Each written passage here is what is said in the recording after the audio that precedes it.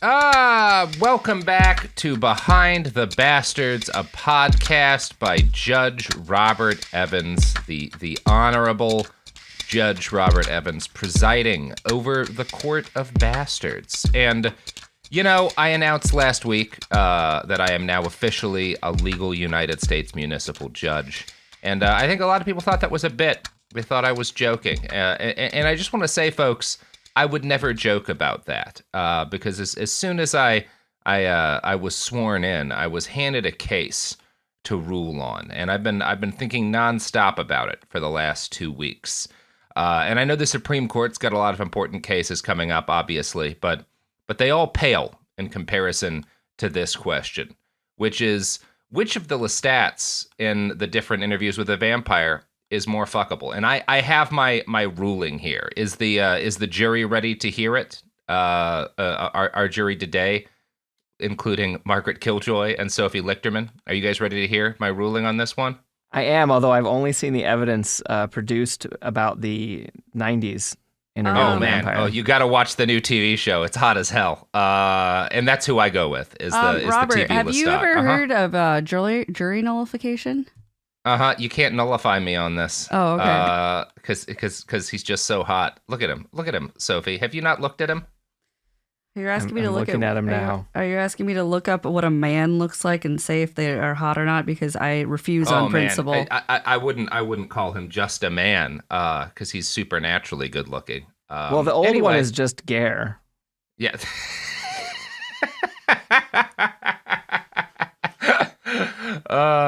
Yeah. Whereas the new one looks like I don't know, kind of like a little bit of Viking, little bit of French sex pot. He's good. He's good. It's a good TV show. Everybody, watch the new interview with a vampire. That's my ruling.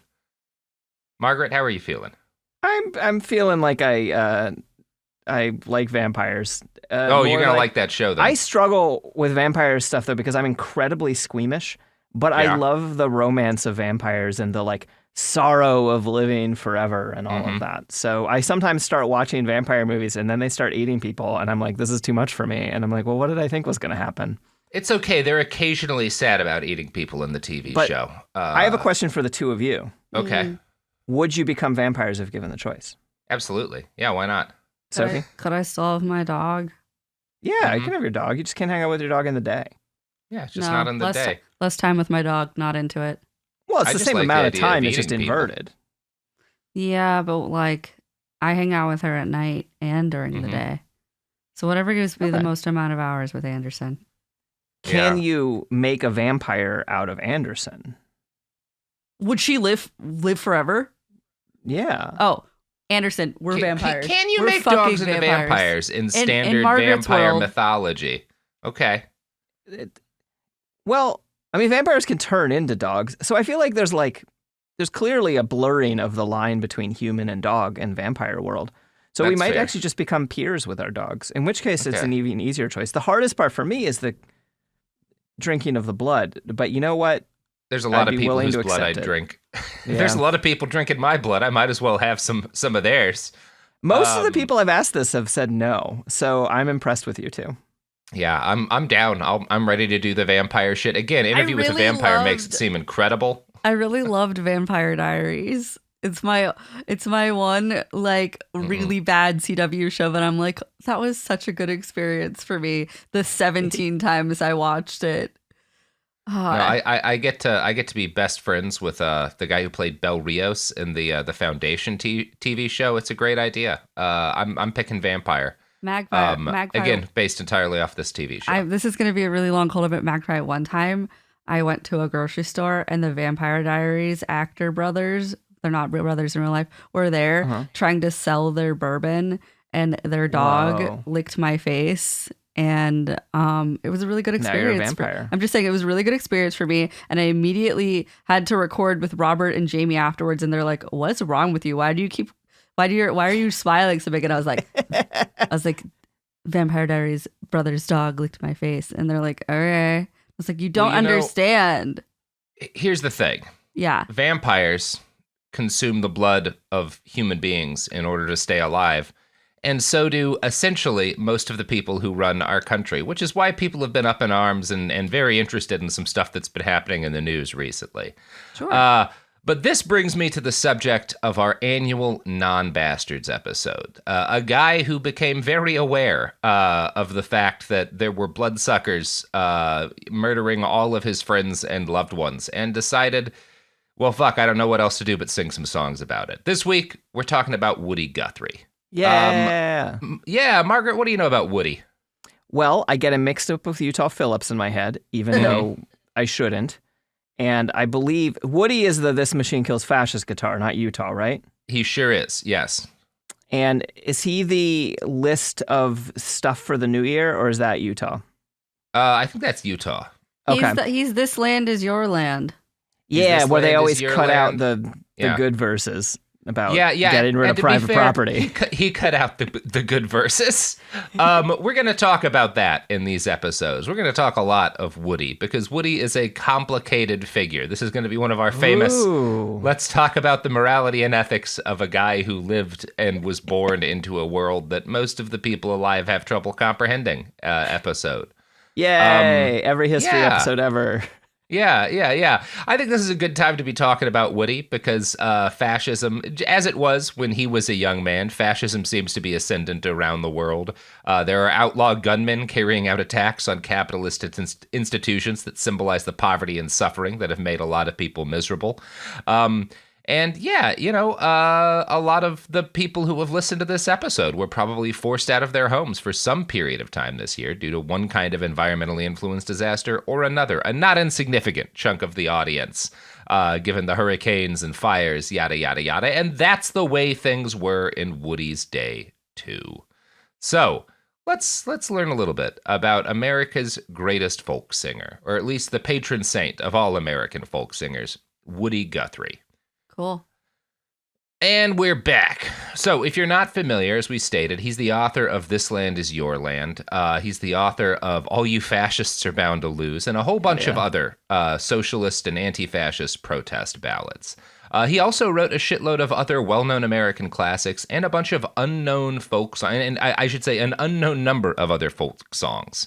When I say unknown, I mean it. There is no comprehensive accounting of how many songs Woody wrote and published, but credible estimates are somewhere around 1,000 or more. So this is a very prolific songwriter, right? And, a lot of the songs that he would have written, rather than being many, were published in different songbooks and whatnot and are still sung today, but a lot of them only existed briefly in dingy little stages from New Jersey to the Redwood Coast. So he's my kind of artist. I like that kind of guy. Yeah, it's hard not to. That said, when we talk about his family background, there's some rough moments here, and some rough moments in his own life. This is not a guy who was unproblematic in any comprehensive way. What? A man who had power in interpersonal relationships wasn't perfect? Yeah, we'll talk about how much power he had. He's a little more complicated than that, even. Okay. Yeah. His grandfather was born Jeremiah Purcell Guthrie in Bell County, South Texas, and went by Jerry P. Restless, as was the family condition, he'd moved his family north to what was then known as Indian Territory in 1897. Today we call most of this Oklahoma, and at the time it is where the federal government had pushed a number of tribes in order to pretend, hey, we're not trying to dispossess you entirely. You got to keep moving, but eventually, you'll land in this great area where, you guys will be safe forever. That's Oklahoma. That's what becomes Oklahoma. It's just the Indian Territory in this period. It's not a state. So during this period, the government offered land grants in this territory up to 160 acres to anyone with quote-unquote Indian blood. And Jerry's second wife, Woody's dad Charlie's stepmom, was 1/8 Creek. Now, obviously, everything around this is messed up and part of policies that were at best ignorant and at worst genocidal, and we're not commenting on the validity of how the government saw indigeneity at this period of time, just saying this is how they handled it, right? So Charlie grew up, and that's, again, Woody's dad, grew up in Proto-Oklahoma, which reads best as Proto-Oklahoma, but I don't actually think, I don't know how well it scans audibly. Anyway, on his dad's ranch. He was ambitious. He studied business through correspondence courses. He also learned penmanship through correspondence and took a correspondence course on boxing, which makes a lot less sense to me, but okay. Punch. Hell yeah. Punch better. I mean, many Can't people wait who for are that third listening letter. to this are basically doing that with YouTube right now and not actually practicing. So Right. Yeah, he would have been a YouTube guy in a different era. He would have been like watching videos on how to punch better. yeah. He was good enough at the money stuff. Like he does actually learn pretty well how to manage money and handle business. And pretty soon, as a teenager, he's running the family farm.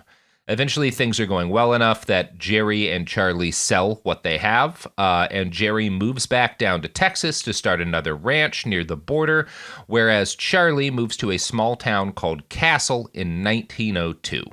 He gets a job in a dry goods store, and he meets Nora Tanner, the daughter of a school teacher. In the 2006 biography Ramblin' Man by Ed Cray, here's how Nora is described.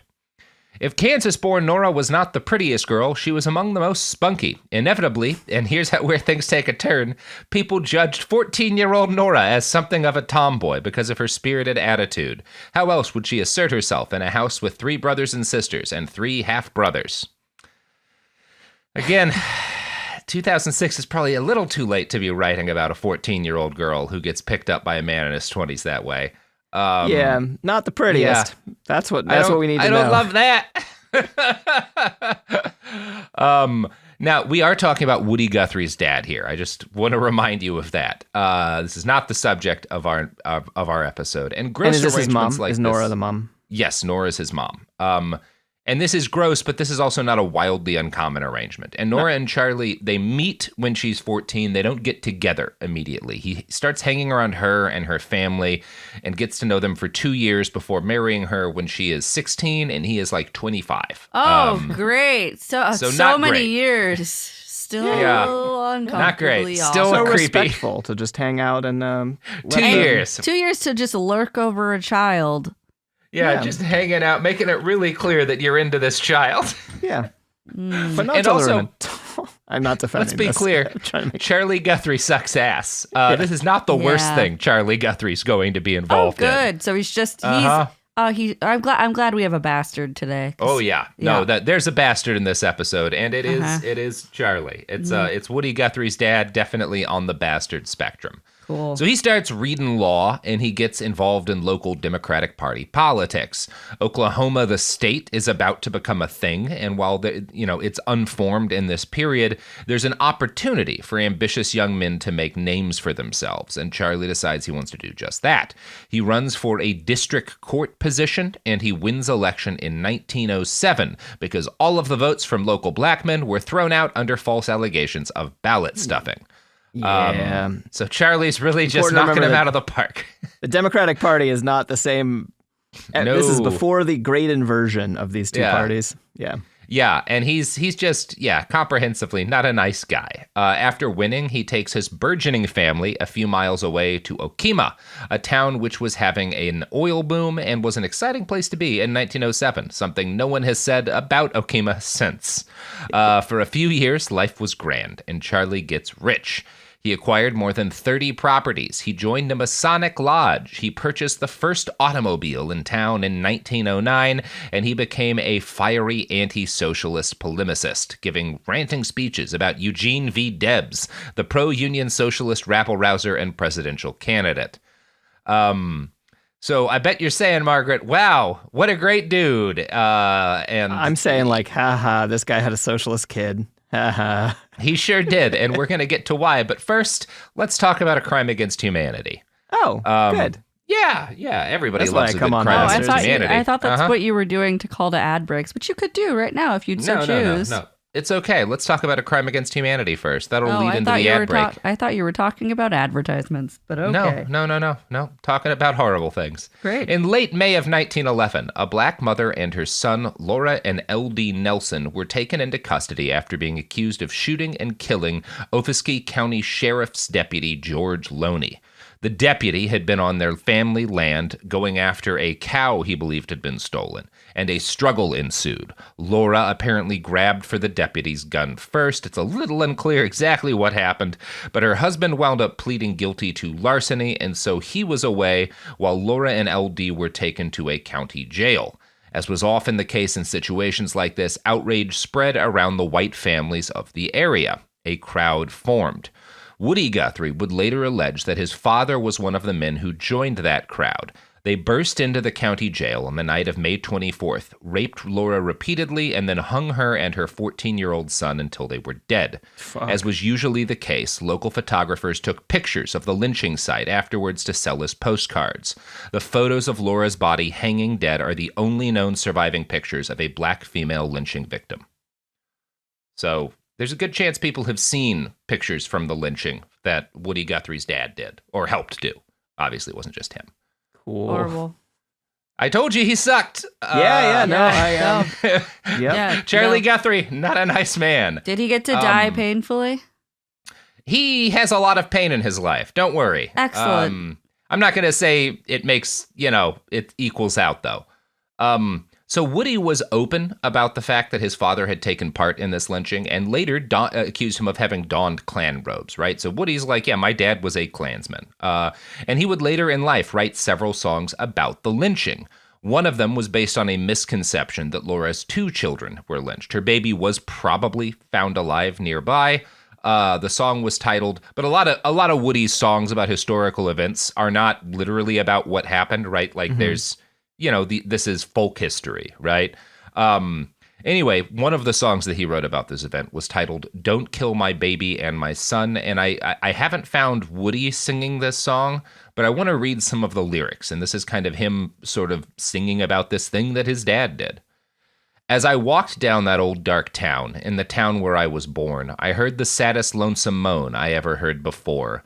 My hair it trembled at the roots, cold chills run down my spine. As I drew near that jailhouse, I heard this deathly cry. Oh, don't kill my baby and son. Oh, don't kill my baby and son. You can stretch my neck out on that old river bridge, but don't kill my baby and son. Damn. So it's, bad.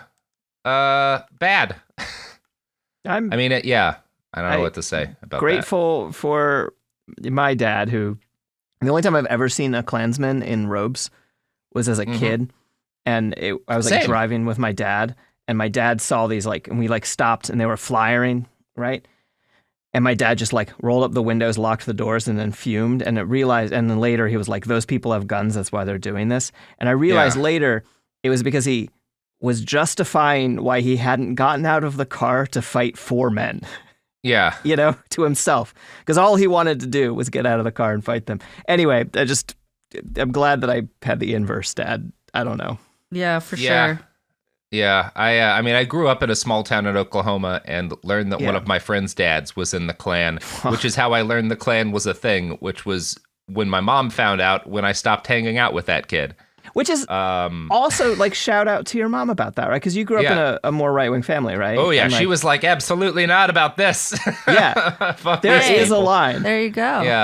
Yeah. Oh, no, that was a hard line for my mom. Yes.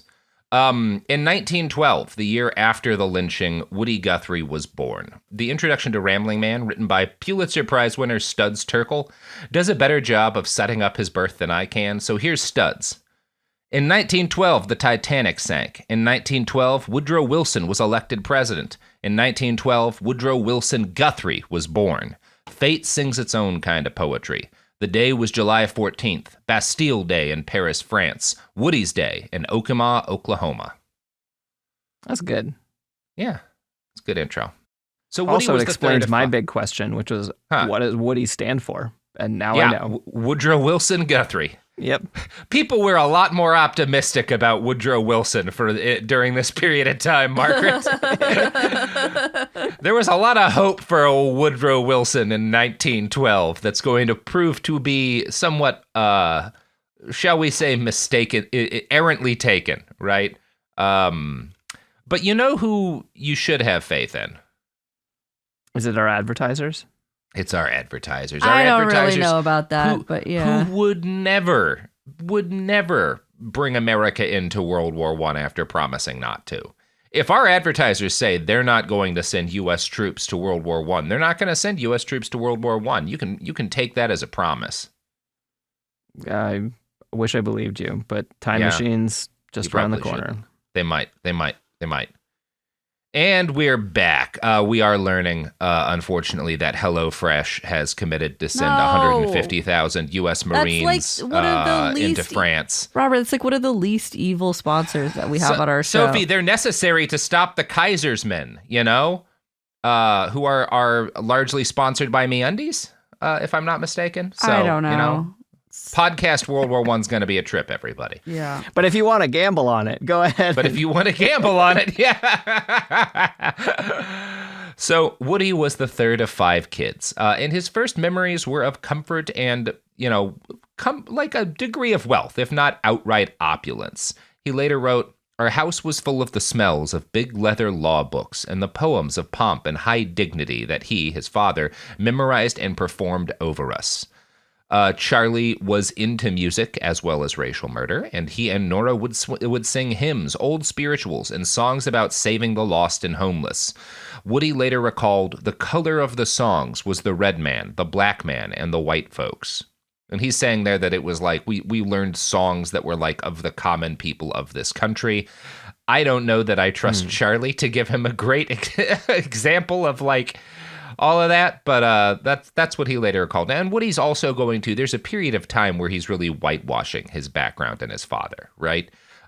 He's going to make claims that like he was mentored by a young black musician, you know, during kind of in and around this period when he's a little kid. Those don't seem to have been true. He later admitted they were false. I think they were kind of part of this period where he's trying to invent a better backstory for himself. Well, and there's also this like long-standing way to claim legitimacy. Right. Yes, claiming especially within like blackness. American folk tradition, right? Yeah. While his early years would have been comfortable, things began to change quickly for the worse. His father paid to construct a nice family home, which burnt down when Woody was a toddler and damaged the family finances. In 1919, another fire hit the home they lived in, and his sister Clara burned to death. Nora had gotten increasingly unstable as she aged, and it's likely that we would have, I mean, we definitely have a diet. We learn what she's got, right? And we'll be talking about that some in part 2 because it becomes relevant for Woody. But at the time, they were just like, oh, she's crazy. She's got bad nerves. You know, she's losing it, right? Like that's the way they talk about this at the time. After Clara burned to death, Woody later said, "My mother's nerves gave way like an overloaded bridge." An essay on Woody by the Library of Congress notes, "She even had occasional violent episodes and may have set Charlie on fire in 1927, a situation that resulted in a long and painful convalescence for him and a commitment to the state mental hospital in Norman for her." And we can't know exactly what happened here. The best account we have is that when he like wakes up to the sound of kerosene being splashed on his chest and then is on fire. And he manages to put it out, although he's injured. And the first thing he sees when he puts it out is Nora standing over him, watching quietly. Now, Woody never was able to really admit that this was what happened, right? That his mom lit his dad on fire. And he certainly didn't admit, like, well, maybe his dad needed to get lit on fire. Oh, I was right? thinking he had lit Woody. She had lit Woody on fire. No, Charlie. She lights Charlie on fire. No crime was committed. It's fine. Yeah. And it's, you know, I think that's more or less where I land here. But obviously this breaks up the family, right? Yeah, fair enough. And Woody's never able to really come clean about precisely what happened. And also, you know, he's young enough that maybe he doesn't fully know, right? Maybe this is kind of a mystery to him as well. Yeah. Because his dad probably doesn't want to admit it, right? It's framed as an accident within the family.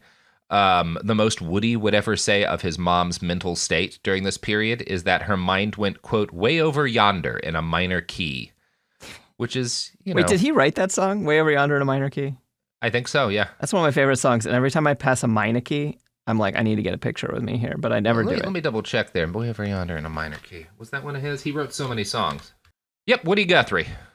I like that song. Yep, covered by Billy Bragg, like a lot of Guthrie songs. I mostly know the Billy Bragg version. Yeah, I think at this point, most of us do, but that's like kind of how Woody's music has been brought down to us, too, is by guys like Billy. Totally. By guys like Bob Dylan, too. So things get worse very rapidly for the Guthrie family after this point. Charlie's business interests folded and his land collapsed in value. He had trouble finding good work after recovering from his injury, and the Guthrie family starts to fall through the bottom of their society. Charlie was forced to leave Oklahoma in search of work with his 2 youngest children. Thus, Woody and his older brother Roy had to stay in their hometown alone to support themselves. They are 15 or 16 both when they're kind of left like, hey, figure it out, right? Now, Woody is largely unsupervised and also traumatized during this point in time. He works a series of odd jobs, polishing spittoons and scavenging for scrap metal. So, again, this is a kid who is born into an emerging wealthy class, but he never really gets to live that way, right? Like the bottom falls, he has early memories of when the family had money, but very quickly, like at 15 or 16, he is polishing spittoons and living on the streets. He's homeless for a significant period of time. He discovers the wonders of both tobacco and hard liquor. For a period, he would hustle for money, drunk, playing his harmonica. One remarkable performance earned him $7, which must have been a memory that stuck with the young man, that like, oh, I actually have the ability to like do okay based on like playing and performing for people. I bet that's like $100 at least right now. I don't know. Yeah. Good money for a 16-year-old kid. Yeah. He starts riding the rails and traveling hobo style down to the Gulf and back. People begin referring to him as a tramp. Ed Cray, one of his biographers, writes, Woody scrounged home-cooked meals wherever he could. His friend Colonel Martin invited him home often enough. Guthrie would live with the Martin family for 3 months. He moved in with the Price family, quarreled, and moved out. For a week, he slept in an unheated packing case converted into a hillside gang clubhouse until 2 members of his gang, brothers Casper and Floyd Moore, pleaded with their parents to let Woody live with them. Tom and Nora agreed, and Woody moved in with a wardrobe of 2 shirts and a pair of mended overalls. So he's living on the edge here. He's like, again, he's a tramp, right? Yeah. But he's pretty liked. You know, a lot of families in town, you know, they like Woody. Their kids like Woody, and they'll take him in for a period of time. And I think this is like a kind of common way that my grandfather was a hobo fairly shortly after this in kind of the same region, and you know, and it wasn't a full. So was mine. You're like, it wasn't a full. Oh, I totally just live outside and ride the rails. It was like, sometimes I ride the rails and sometimes someone gives me a ride, you know? Yeah. Like, yeah. Sometimes I'm living in an unheated, like, fucking packing crate, and sometimes I've got, you know, a room where I get to crash on the equivalent of a couch. Yeah, exactly. Yeah. And he's you know, he doesn't have great hygiene. He's famous for his shabby looks, but he's also in demand for his musical skills. One of his hosts recalled a night when he brought home $60 in coins from dancing and playing for the American Legion. Nora's husband suggested he buy some new underwear with the money, and Woody's response was, "No need to. I wouldn't wear it." Instead, he bought candy for their kids. He's a crust punk. He is a crust punk. Yes, he absolutely is a crust punk, and he uses his money to buy candy for his friends who got him a place to crash. Hell yeah. Now, one interesting aside is that this particular family I'm talking about had the last name Moore, which is my mom's maiden name, and my family lived in Oklahoma in this period. Maybe there's a good chance probably is just a coincidence, but I don't know all the branches of kin I had floating around down there. That's cool. I like that you have this connection. I will have a more direct family connection to Woody Guthrie later in these episodes. Okay. Nora Moore said this of young Woody. Sometimes he was sad and didn't talk much. He often sat for long periods as if he were in deep study. Then again, when he was with the gang of boys, he was lively. He seldom laughed, and if he did, it was short and quick, but he was witty and smart. So, you know, you've got a thoughtful kid who's a little, you know, definitely traumatized as well. And there's something kind of magnetic about this young man, too, right? Like you get that feeling just whenever you read people who knew him in that period kind of talking about him. In 1920, If he moved in with another Nora, which is, I mean, Nora's. Yeah, there's a lot of Noras thick on the ground in this period, yes. But also, I was putting it through that, so his mom probably set dad on fire, and I'm like, whatever. Yeah.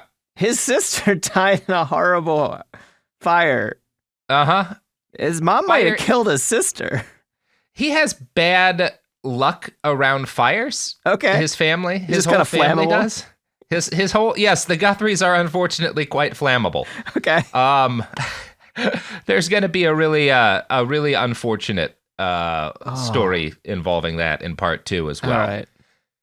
In 1928, his father called for him to move to Pampa, Texas, near Amarillo, where some other members of the family, including his Uncle Jeff, who's quite a character, lived.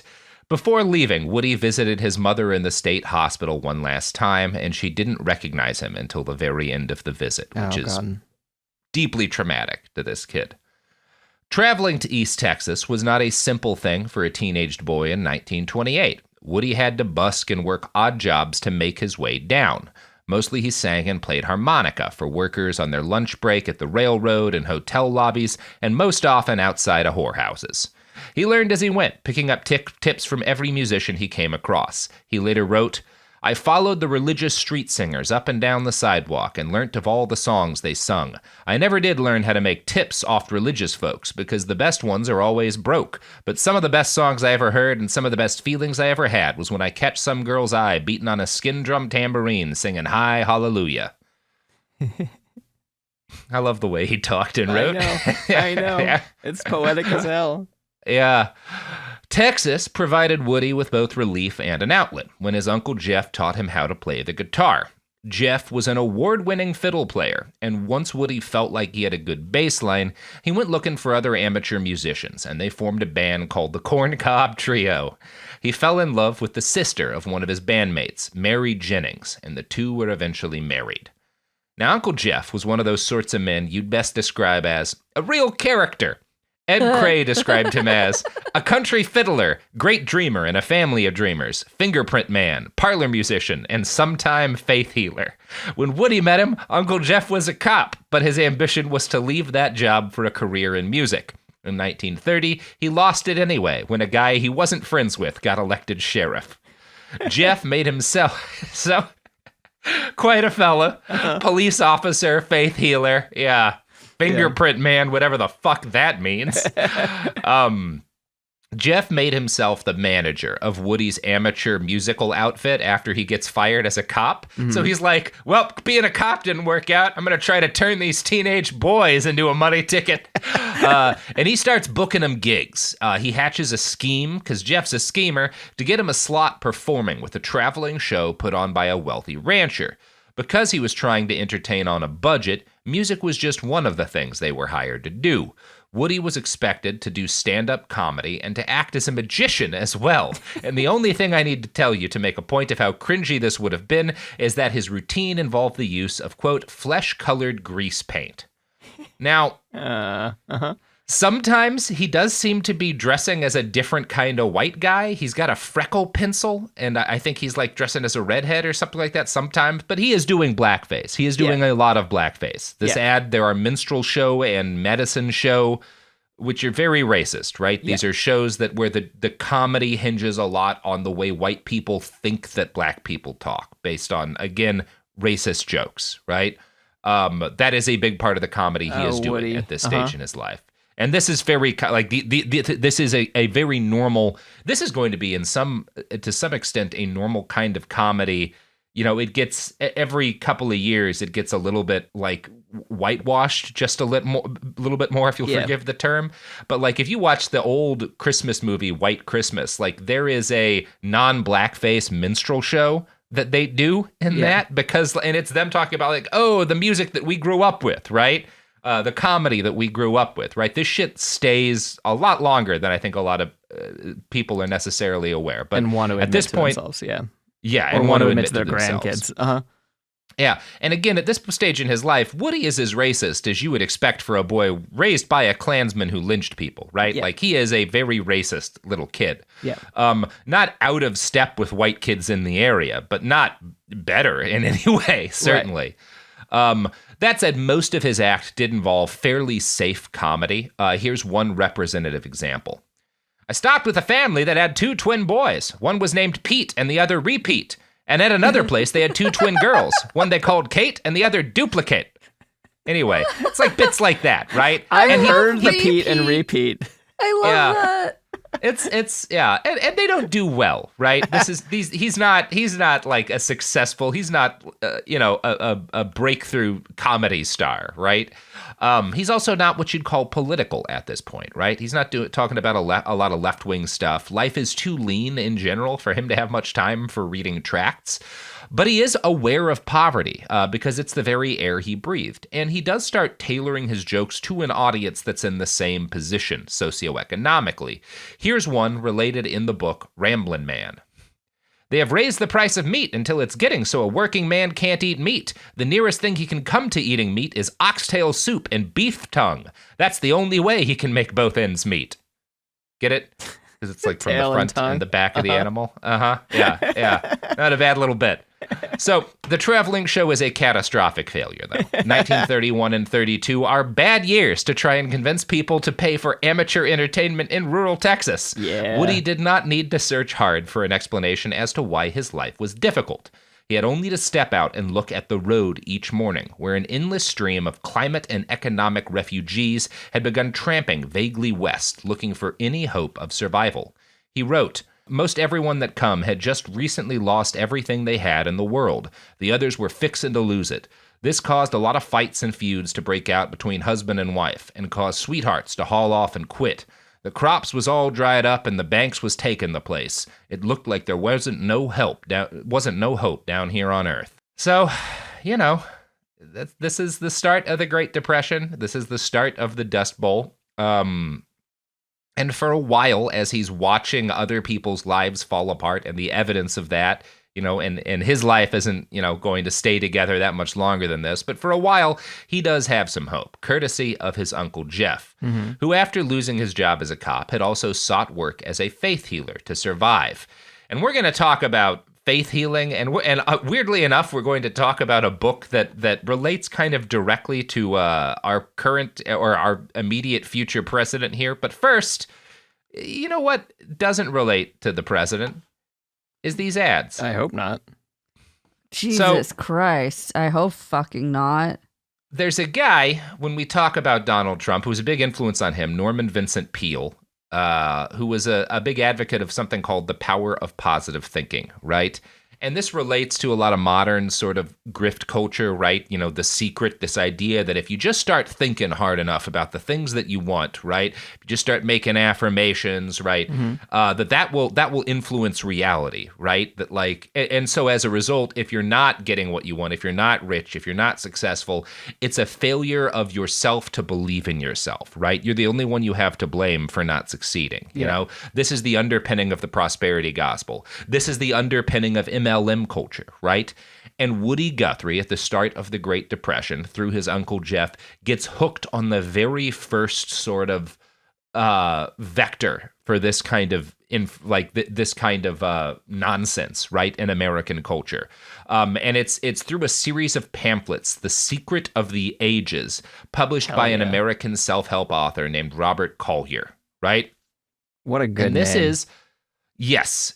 Secret of the Ages. That's The Secret of the Ages. Is to write things called The Secret of the Ages and then sell it to gullible people. That's the Secret of the Ages. Right.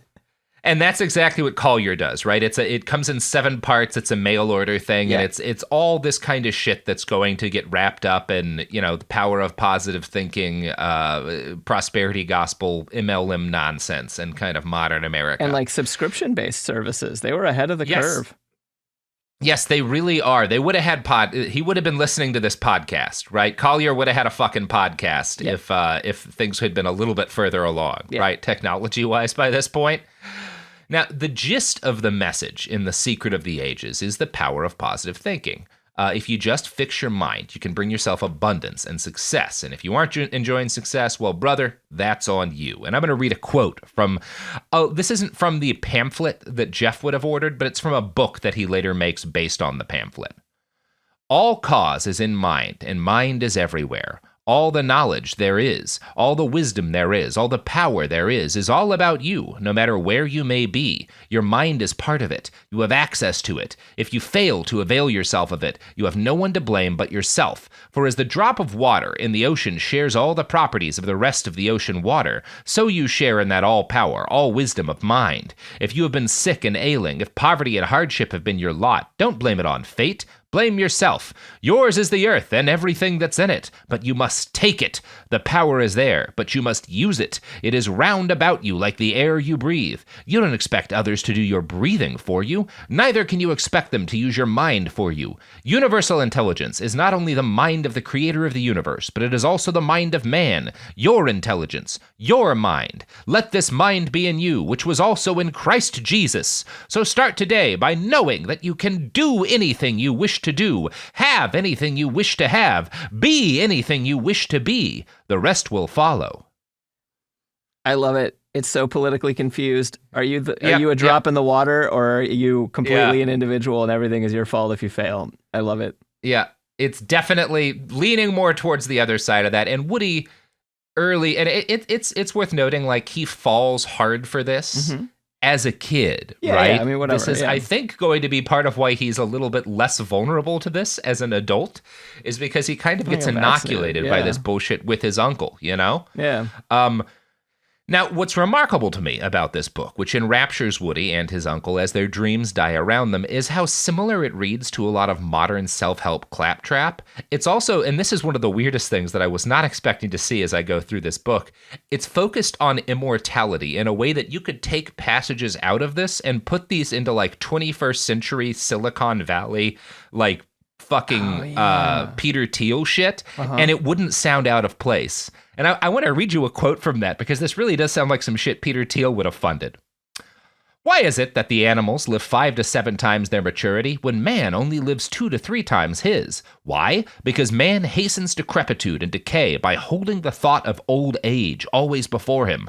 Dr. Alexis Carrel, Nobel Prize winner and member of the Rockefeller Institute, has demonstrated that living cells taken from a body, properly protected and fed, can be kept alive indefinitely. Not only that, but they grow. In 1912, he took some tissue from the heart of an embryo chick and placed it in a culture medium. It lived and grew for some 30 years until they tired of tending it and threw it out.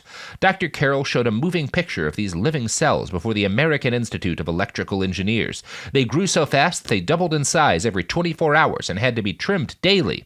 The cells of your being can be made to live indefinitely when placed outside your body. Single-celled animals never die a natural death. They live on and on until something kills them. Now scientists are beginning to wonder if multicellular animals like man really need to die. We've come full circle to vampires. We've come back to vampires, baby. That's right. That's right. Everyone just needs a blood boy. Yeah. We all do want a blood boy, Margaret, but for different reasons, for different reasons. I want a blood boy for purely humanitarian reasons, Oh, really? What's that? Yeah. Want to go into that further? I like blood, and I'm a human. Wow. Groundbreaking. Yeah. So I do. One of the reasons I love reading shit like this, and incidentally, folks, one of the best reasons to read history, even the history of hokum like this, is because when you're going through, like, if you spend part of your day job looking at the fucking network state Silicon Valley nonsense coming out right now about how, like, Brian Johnson's found a way to reduce his fucking biological age back down to 18, right? All this shit that people who like to portray themselves as, like, geniuses based on the fact that they have money and are good at finding desperate people to, like, market themselves to. It's the same shit that the same kind of people have been peddling forever, right? Honestly, since the days of fucking ancient Egypt, right? But, like, there a lot of people who think these folks are intelligent, who think that they're special, who think that there's something new with our new Silicon Valley overlords, right? They're just too ignorant to know that these people have been peddling the same bullshit to hook rubes for a century, right? It almost sounds identical. Cool stuff. Yeah. Cool. I love it. So, Charlie's new wife, Betty Jean, a nurse, fell in love with the book as well, with Collier's book, and she starts faith-healing patients that medical science had failed to save. Everyone agreed she was a great faith healer, and more importantly, she made money with her magnetic massages. And it's one of those, like, everyone talks about what a great faith healer she is and how even the rich men come to her for healing. And then it's like, well, what's her method? Magnetic massages. Okay. Yeah. Okay. Yeah. I think I might know what's going on here. Two of the oldest professions are now interacting with each other again. Yeah. I think I might have an idea as to why this works. Now, curing male hysteria. Woody is enthralled enough to start faith healing as well. Like Betty Jean, he often worked for free, but in short order, he was making more money doing this than he had at the whiskey store where he'd been working before. So he decides to go into business himself as a faith healer with a sign that read, "Faith healing, mind reading, no charge," right? Wow. And obviously sometimes he gets a charge, but he's willing to work for free a lot. He's not like he really does, I think, believe for a while that he's got some ability to heal people, an ability to read their mind. I don't think he's a grifter here. I think he's a kid who's kind of gets really excited by this shit that has enraptured all of the adults in his life too. And he's like, well, maybe I'm I've always felt like I was kind of special. Yeah. My ability to draw attention, to get people to pay attention to me. Maybe it's because I've got these magical powers, right? He's more of a busker than a grifter anyway. Like, he is a busker, when I used to, and that's the other part of this. When I used to busk all the time, for a little while, we would just go and set up like a Lucy's advice stand. And we would just like set up, we'd build a little thing out of cardboard boxes and it'd be like advice $1 and people would just come up and ask us for advice. It was really fun. Yeah. And Woody, that's what I get that vibe from Woody too. He is later in life embarrassed about this period and he'll start to claim that like, oh, I only did like faith healing by accident. I never wanted to get into the business. Quote, "Hundreds of people got my name mixed up with Papa's new wife and come to my house by mistake. Finally, I hung out a sign telling him to come on in and talk it over. I decided that faith was the main thing." But that's not really true. This is Woody massaging his history again. Magnetically. Ed Gray found strong evidence to the contrary. In 1935, Woody, who had started a local newspaper called News Expose, wrote an article announcing that his pseudonym, Alonzo M. Zilch, had become a psychological reader. Guthrie advised readers to take your troubles to Zilch. He's an expert worrier. The eyes of lots of people are on this man for good or bad. So he's writing under his real name about a psychological reader with a fake name he's created, who is also him. Oh, I love this. It's so funny. I identify way harder with Woody Guthrie than I expected, even though he's been doing a lot of stuff I don't approve of. He's a petty con man and a punk kid, right? You know, not in a way where I think he's like a predator, but. In my first book, I've interviewed all these people. One of them is me under another name, and I just didn't even tell my publisher. I fucking love you, Magpie. Yeah. It's another good Bastards Pods character who has a lot of similarities to Margaret Killjoy as a young person. That makes sense. He was reasonably popular as a faith healer, which probably owes more to his charisma than psychic powers. Still, by the time the mid-30s turned to the late 30s, times were bad enough that Woody had started to wonder if maybe his future might lay elsewhere.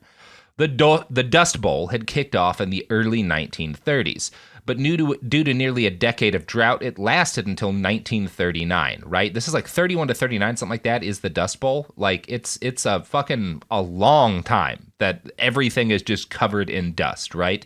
And it's the result of the fact that this huge number of people had moved to these vast plains in the American interior and started farming, and they had over-farmed. Yeah. They had plowed too much of the native grass, which had like led to this situation where when they have this drought and things dry out, there's nothing really keeping the topsoil together, and then you get these huge windstorms, which cause these epic apocalyptic waves of dust like ocean tides to sweep over small towns and blacken the sky.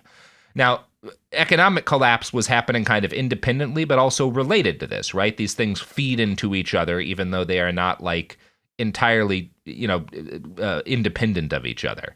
Farmers lose their farms, people lose their homes, factories close, and despair and desperation becomes the normal state of affairs for everyone in Woody's life. Woody has a front seat for all of it, writing, There on the Texas plains, right in the dead center of the Dust Bowl, with the oil boom over and the wheat blowed out and the hard-working people just stumbling about, bothered with mortgages, debts, bills, sickness, worries of every blowin' kind, I seen there was plenty to make up songs about. Like hundreds of thousands of Americans trapped in the Dust Bowl, Woody decided his last best option was to head west. He became one of 400,000 Americans to make his way to California. The horror of the situation and his ultimate response to it contributed to one of his early songs for which we have an actual recording. And I'm going to play the whole thing, both because at this point it's clearly in the public domain, but also Woody had an understanding of copyright law and refused to copyright things for the vast majority of his musical career. And in fact, here, I want to read you. Have you ever read the copyright notice that Woody Guthrie put in his early songbooks, Magpie? No. This song is copyrighted in U.S. under seal of copyright number 154085 for a period of 28 years, and anybody caught singing it without our permission will be mighty good friends of ourn, because we don't give a darn.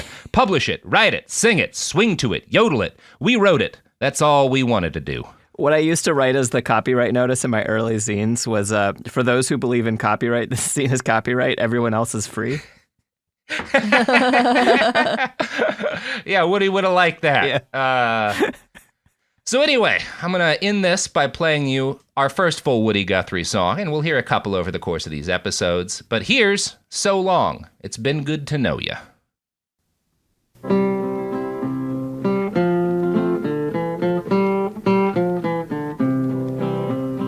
So long, it's been good to know you. So long, been good to know you. So long, it's been good to know you. This dusty old dust is a-blowing me home. I've got to be rolling along.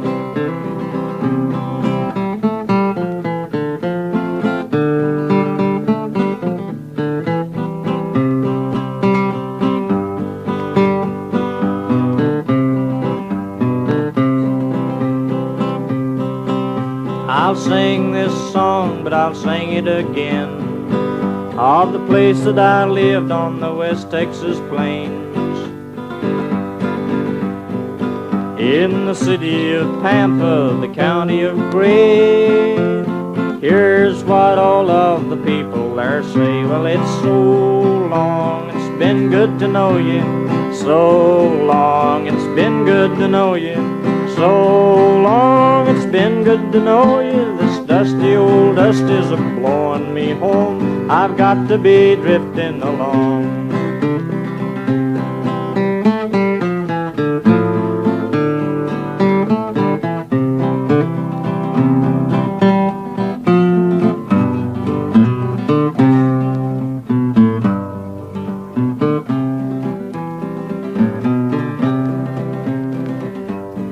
Anyway, like I told you, the old dust storm hit there. These people all congregated in their little houses. And in the room in the house that I was in, there was 12 or 15 people. And while we was there,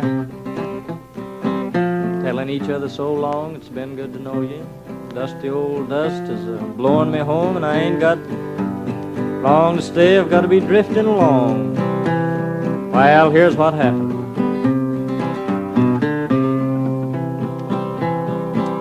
The telephone rang and it jumped off the wall. That was the preacher paying his call. He said, look at the shape that the world is in. I've got a cut price on salvation and sin. So long, been good to know you. So long, it's been good to know you. So long, it's been good to know you. This dusty old dust is driving me home, and I've got to be drifting along.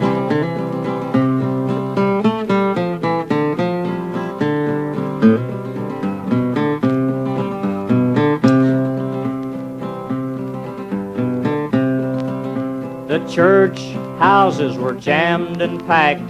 People was sitting from front to the back. It was so dusty, the preacher couldn't read his text.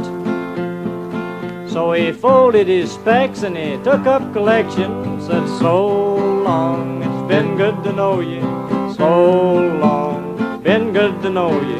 So long, it's been good to know you. This dusty old dust is rolling me home. Gotta be drifting along. Woody. It's a good I one. like it. Uh-huh.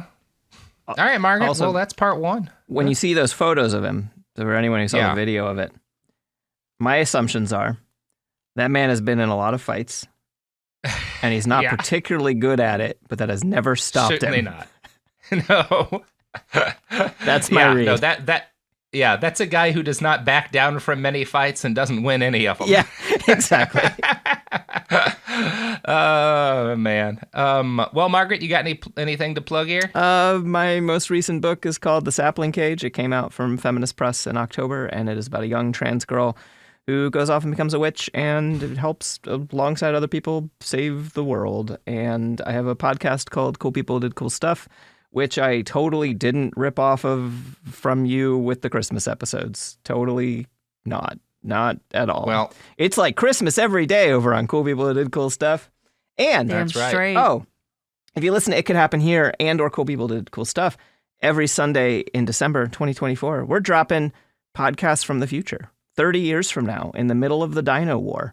That's what Cool Zone Media, we have tapes from the future, and we're playing them all, and General Lichterman is there, and something's going on with Robert, but we're not quite sure yet. And you can hear about the Dino War it's often happening. every Sunday. Excellent. All right, everybody. That's the episodes. Well, part one.